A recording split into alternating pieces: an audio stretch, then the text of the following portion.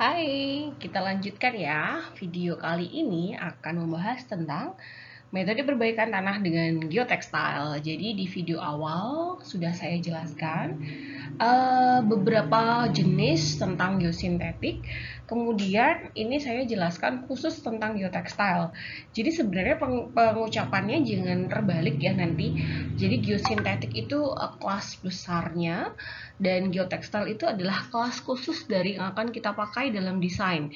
Sebenarnya buku desainnya geosintetik itu ada di bukunya lupa, tapi sorry, saya benar-benar lupa nama bukunya apa.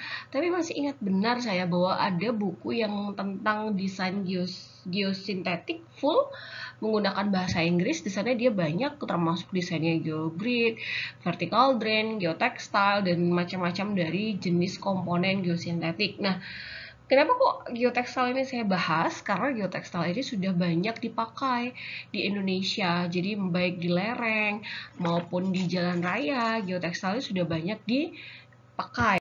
Nah, tadi yang saya bilang di awal sekali saya tentang menjelaskan timbunan bahwa sebenarnya dengan kita memberikan perbaikan tanah dengan timbunan itu yang paling penting nanti harus ada analisa stabilitas. Meskipun nanti memang tidak dilakukan analisa stabilitas, kemudian kita langsung merencanakan saja geotextile-nya, boleh nggak sih Bu? Tidak masalah sih kalau saya, yang penting nanti harus dimodelkan. Jadi supaya kita yakin saja, bukan yakin 100%, but it's just a little bit to make sure that we have designed with a good condition. Jadi maksudnya ya kita berusaha untuk sedikit banyak meminimalisir hal-hal yang mungkin nanti terjadi yang kurang baik. Tapi kan kita juga berdoa ya dalam desain, semoga desain yang kita buat itu juga cukup aman, sehingga pada saat nanti kita entah itu dengan analisa stabilitas atau tanpa analisa stabilitas, sebenarnya ya namanya bisa dilakukan untuk perbaikan tanahnya. Jadi geotextile itu yang paling penting kalau saya sih mengikuti kaidahnya. Saya biasanya analisa stabilitas dulu, mau pakai stable, geostudio, geo5, Plaxis boleh sama aja. Tapi saya basicnya menggunakan stable, karena stable ini nantinya kan dalam mendesain geotextile itu kita membutuhkan adanya berapa jumlah lembar yang kita pakai dan berapa panjang geotextile secara keseluruhan, gitu sih sebenarnya. Tipe keruntuhan itu ada 3, internal, overall, dan foundation. Geotextile sendiri sebenarnya itu dipakai pada tadi bentuk keruntuhan yang dibuat tadi. Pada internal stability itu geotextile ditaruh di badan timbunan langsung. Karena proses keruntuhan internal stability itu terjadi di dalam dari timbunan. Nah, kalau kita lihat dari gambar ini sebenarnya geotextile itu memiliki lipatan, dilipat ke dalam begitu ya. Ini panjang geotextile-nya, ini panjangnya. Kemudian ini adalah tebal lapisannya, tergantung pemadatan yang tadi saya bilang. Terus ini ada panjang ke sana. Nah, ini sebenarnya kalau ada Bu geotextile nggak dilipat.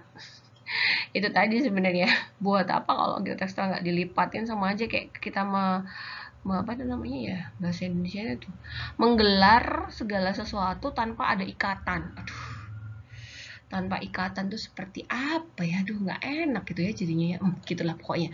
Jadi memang tujuannya itu memang benar, harus ada ikatan yang terjadi supaya terjadi adanya hubungan baik, itu benar.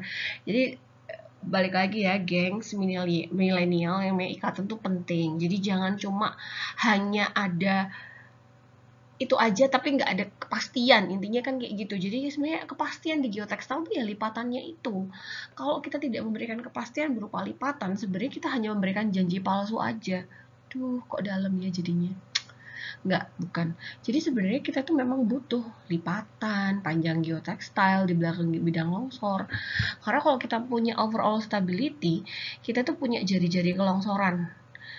Sorry, ini adalah titik pusat kelongsoran. Ini mengandung koordinat X dan ordinat Y. Kemudian ada R. Titik pusat kelongsoran itu, jari-jari kelongsoran itu dari titik pusat ke bentuk kelongsoran yang dibuat ini tadi.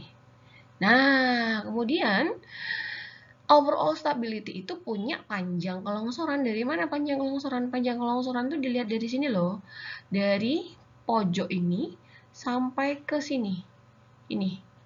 Nah, nanti panjang kita berapa L yang dibutuhkan, itu yang kita hitung di geotextile. Tapi sebelum kita menghitung panjangnya, kita hitung dulu berapa jumlah lembar yang kita butuhkan.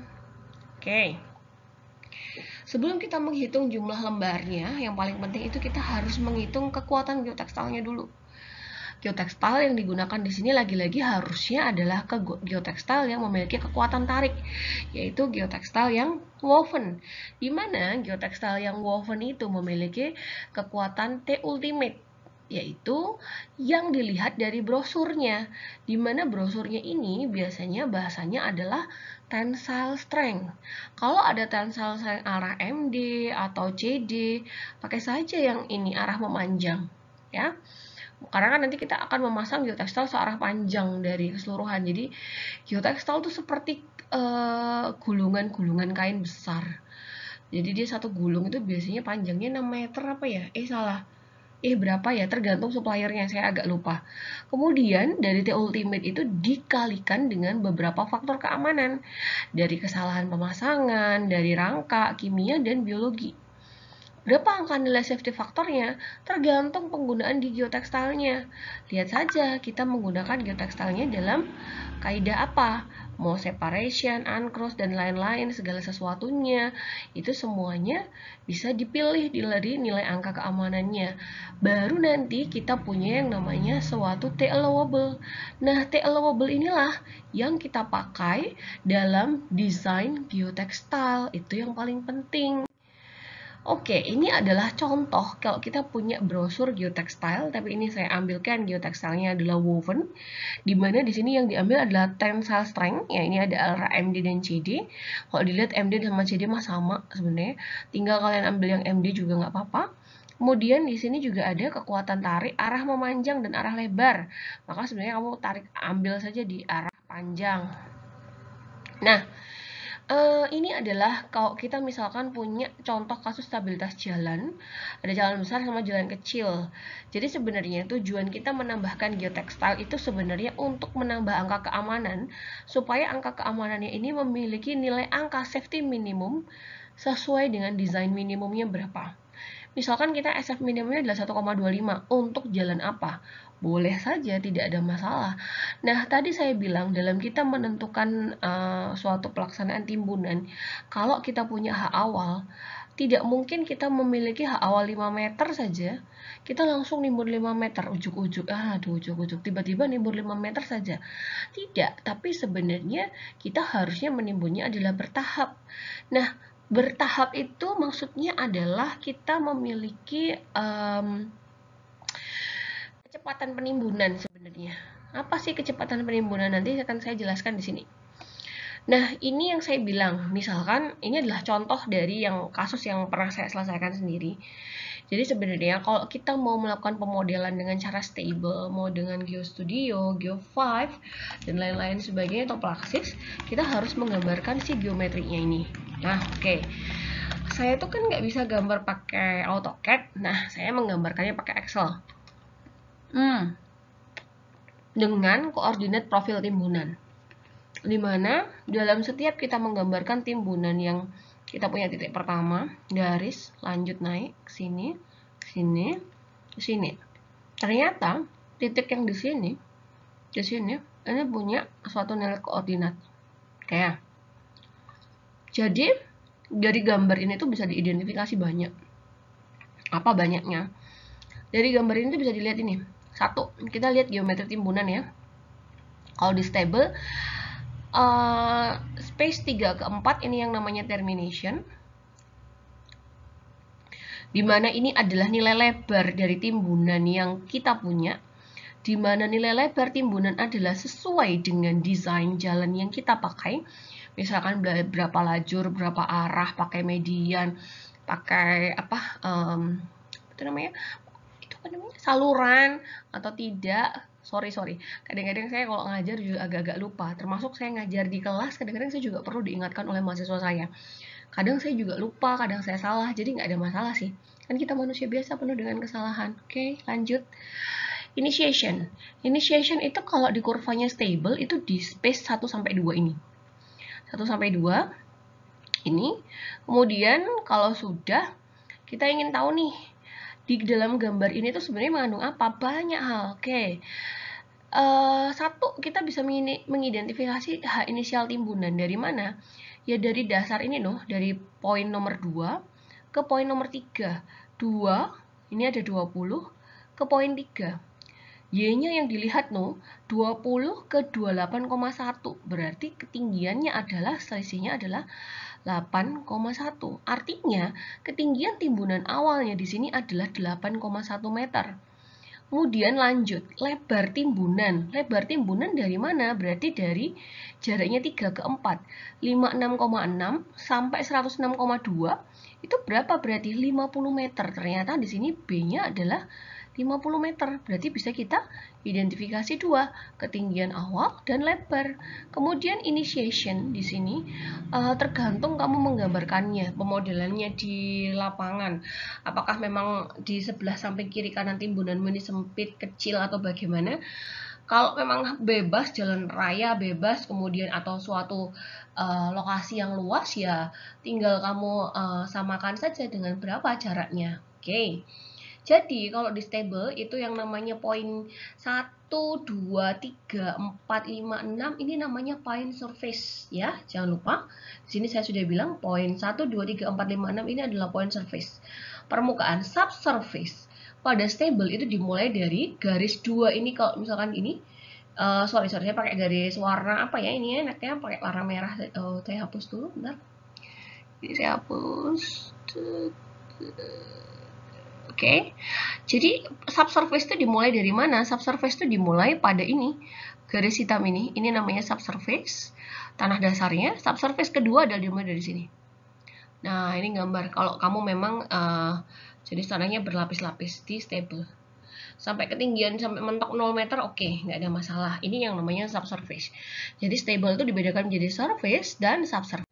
Oke, kita lanjutkan. Tadi sedikit ada iklan lewat, jadi saya harus stop video dan kalian supaya nggak terlalu kayak bosen juga. Kita ke sini. Jadi output stable yang kita butuhkan itu apa aja? Tadi saya sudah bilang bahwa bentuk longsoran, nilai safety factor of course kita butuh. Jadi kita punya nilai safety factor dari setelah kita punya analisis timbunan seperti ini. Coordinate circle center, of course, yes, we need it. And resisting moment resisting yang kita butuhkan, ya. Baik pada nilai safety factor 1,012 dan 0,311. Jadi kalau dibuat dari sini, baik safety factor 0,3 dan 1,02 itu sebenarnya butuh perkuatan di badan timbunannya sendiri dan di tanah dasar nanti. Nah, tanah dasarnya ini bisa pakai cerucuk, stone column, sand column, tergantung dari nanti yang kita buat. Nah, ini koordinat apa sih, Bu?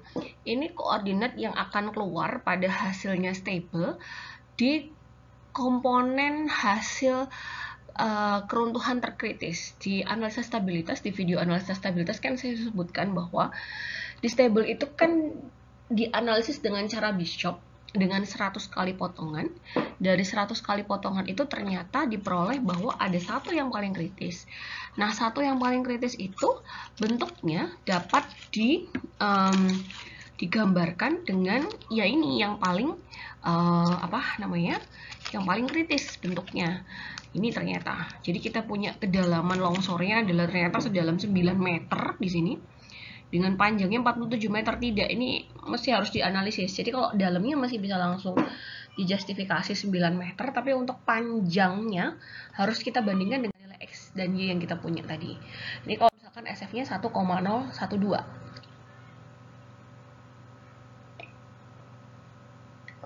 Nah, ini bagaimana caranya kita merencanakan geotextile?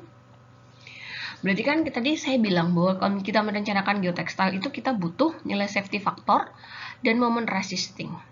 Jadi misalkan kita punya safety minimumnya 0,3, berapa tadi? 0,311. Safety factor moment resistingnya di sini misalkan 28.000. Ini tulis aja di sini. Barulah kita punya momen dorongnya berapa. Oke. Kemudian setelah itu barulah kita punya momen dorong itu adalah dicari sekian, berarti kan dapatlah momen dorong dengan nilai safety faktornya adalah sekian. Kemudian nilai momen rencana yang diinginkan adalah safety faktornya itu adalah 1,5. Nah, kemudian di sana itu ada MR sama dengan momen dorong dikali safety faktor rencana.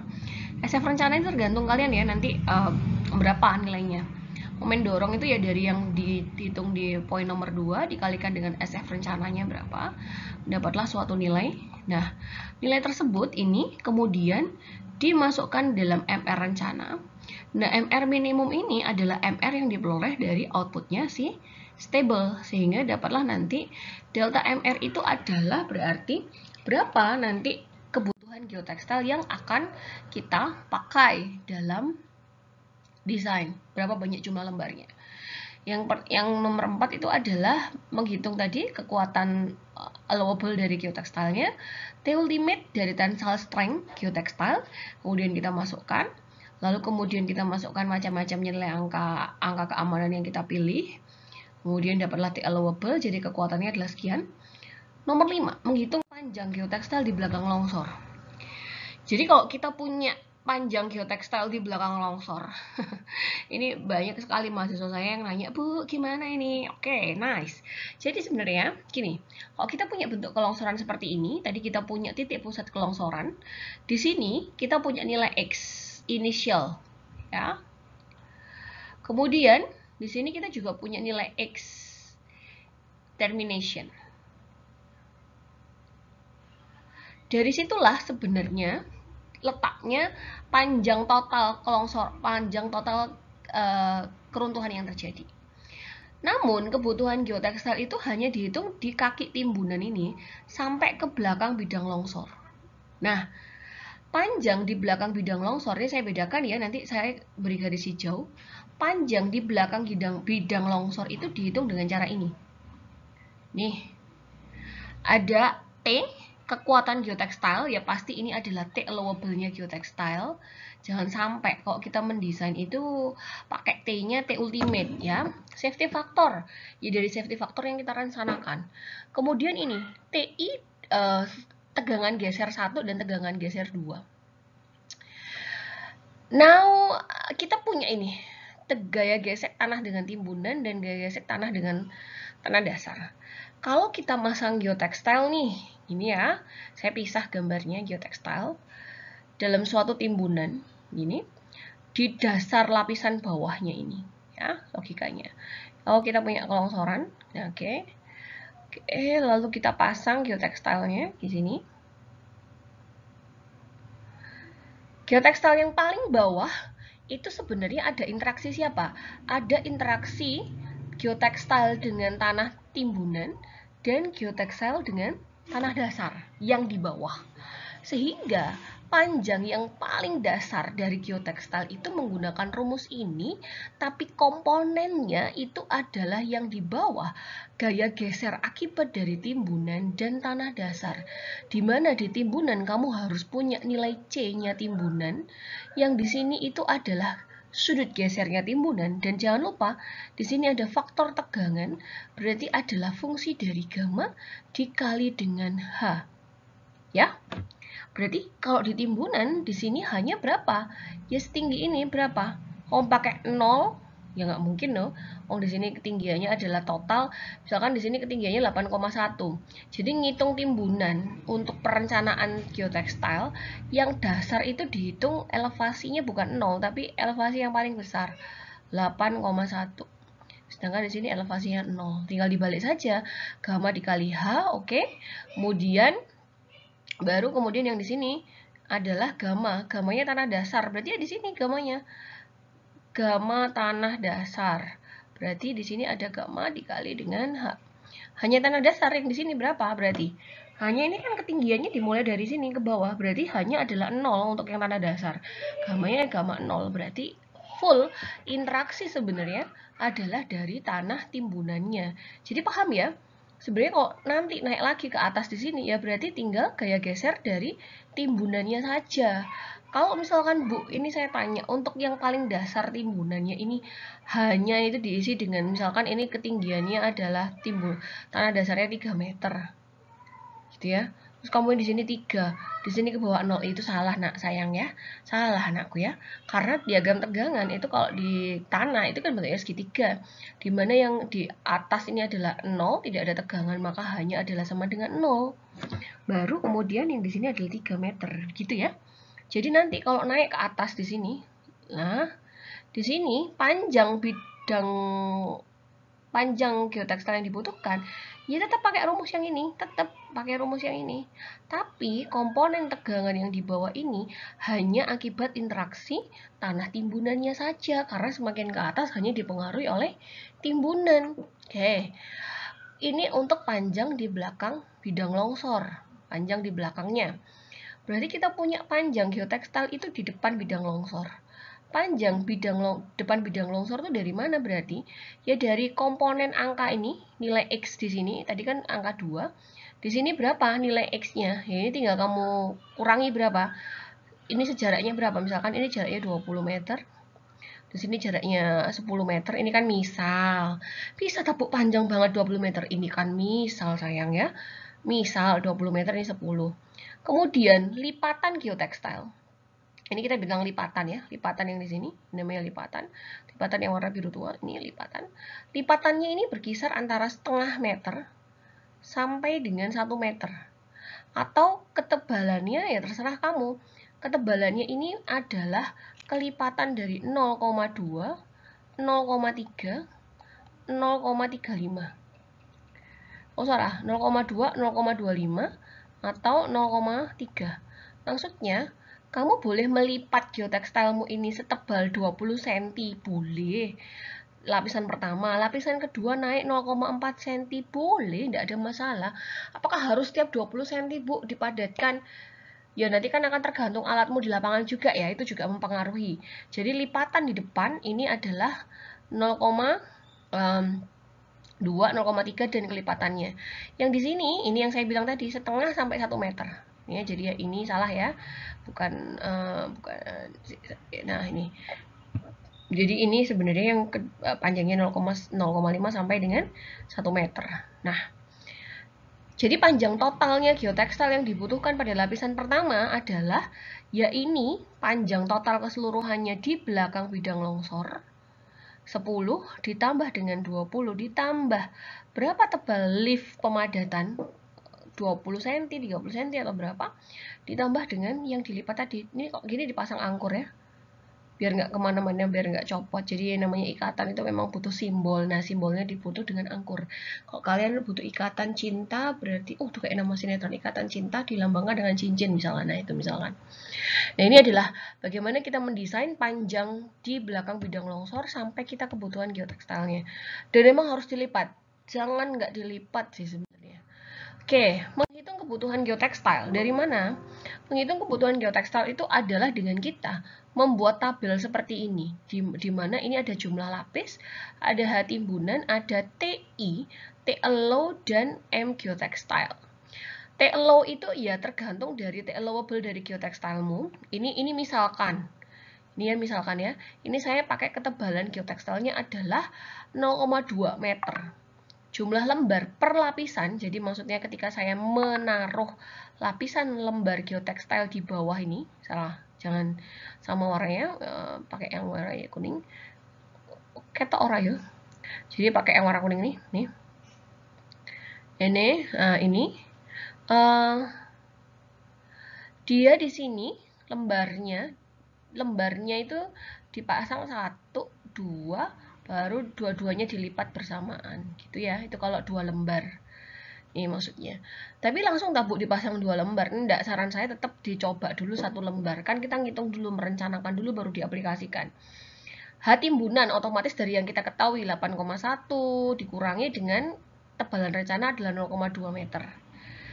TI itu dicari dengan nilai Y, koordinat circle center keruntuhannya, dikurangi nilai pada dasarnya. Jadi kok kita punya timbunan, gitu, timbunan, gambar timbunannya welek. Jadi ini titiknya, titik awalnya ini di sini. Kita punya titik pusat keruntuhan berupa X dan Y. Nilai TI itu adalah pengurangan dari nilai Y1 titik pusat kelongsoran dikurangi nilai Y. Yang bawah ini berapa? Ya, ini adalah TI. TI selanjutnya dikurangi dengan tebal pemasangan geotekstilmu. Ini saya pakai tiap 20 cm. Ya. Kalau kamu mau loncat tiap 0,4, 0,6, 1 meter boleh, tidak ada masalah. Namanya juga merencanakan. Yang penting apa? Nanti hasil akhirnya itu memenuhi dari apa yang kita pengen. Oke, TI itu sesuai itu. TI low juga sama. Kemudian kita M geotekstil. Momen geotekstil itu adalah perkalian dari momen geotekstil, itu adalah perkalian dari jumlah lapis geotekstil yang dipasang pada setiap ketebalan pemasangannya. Kalau saya pakai 2, berarti jumlahnya saya pakai 2, dikali dengan nilai TI-nya. Of course, nilai TI-nya di sini adalah 25,33, dikali dengan T allowable-nya. Ya sudah. Kalau nanti misalkan jumlahnya 1, ya jumlahnya tinggal diganti 1. Bu, boleh nggak ganti jumlah? Salah. Pertanyaannya tuh biasanya, Bu, berapa minimal batasan jumlahnya yang boleh kita pakai? Ya, kamu logika dari jarak pemasangannya. Kalau kan misalkan kamu masang jaraknya 20 cm, sedangkan kamu jumlah geotekstilnya sampai 10 gitu, itu nggak akan tercapai. Jadi mending lebih baik kalau misalkan nanti ketika kamu sudah melakukan perhitungan dari M geotekstil lapisan pertama, kedua, ketiga, dan seterusnya kamu jumlahnya ini harus memenuhi delta MR yang kamu hitung tadi loh ya. Di poin ketiga, delta MR-nya, bahwa momen geotekstilnya harus lebih besar daripada delta MR yang dibutuhkan. Jadi akhirnya ketahuanlah berapa jumlah lembarnya, geotekstilnya jumlah berapa lembarnya, dikali berapa lapis pemasangan geotekstil, 18 lapis, di mana dalam setiap lapisannya itu kamu memasang berapa jumlah lembar geotekstilnya. Gitu ya maksudnya. Yang saya berikan di sini itu hanyalah berupa opini. Artinya kalau misalkan ada saudara yang merasa bahwa opini saya itu ada yang salah atau tidak sesuai, ya boleh menggunakan asumsi saudara. Yang di sini saya ajarkan ini adalah berdasarkan dari pengalaman saya selama mendesain. Biasanya kalau saya dalam desain itu, kalau memang jumlah pemasangan geotekstilnya dibatasi, misalkan, Bu, saya mau ketebalan pemasangannya di lapangan 30 cm. Oke. Kita cap pakai berarti 0,3 di sini 0,3, berarti TI-nya nanti di sini dikurangi per 0,3-an. Jumlah lembarnya tinggal diganti 1 atau 2. Nah, itu yang paling penting ya. Jadi itu dulu penjelasan dari tata cara mendesain geotekstil. Lanjutannya nanti akan ada bagaimana mendesain cerucuk. Nah, cerucuk ini agak lebih sulit ya dibandingkan dengan geotekstil. Prinsipnya perhitungan cerucuk, stone kolom, mini pile, dan lain-lain itu sebenarnya hampir sama. Mengandalkan kekuatan lateral dari tiangnya nanti ya, tiang-tiang yang ditanam di dalam tanah. Jadi penambahan jumlah geotekstil ini tujuannya adalah untuk memperkuat internal stability dari timbunannya. Namun karena bentuk kerontokannya itu adalah overall stability, maka sebenarnya perbaikan itu dilakukan ya di dalam timbunan dan di bawah tanah dasar. Di timbunan sudah kita selesaikan dengan geotekstil, termasuk panjang total keseluruhan dari geotekstil, panjang di belakang bidang longsor, panjang longsor depannya berapa jumlah lipatan, sampai dengan berapa jumlah berapa meter yang diangkur, itu semuanya harus dihitung. Nah, di sanalah nanti desainmu bisa berjalan dengan baik dan benar, insya Allah, kalau memang benar-benar ada niat yang baik untuk menyelesaikan kasus. Nah, itu saja dari saya. Kurang lebihnya semoga bermanfaat semuanya. Silahkan nanti kalau misalkan masih ada sesuatu yang harus ditanyakan, boleh dituliskan di kolom komentar. You can send me by email or IG. Saya sudah memberikan deskripsinya di description box. See you everyone. Thank you. Jangan lupa like, comment, and subscribe.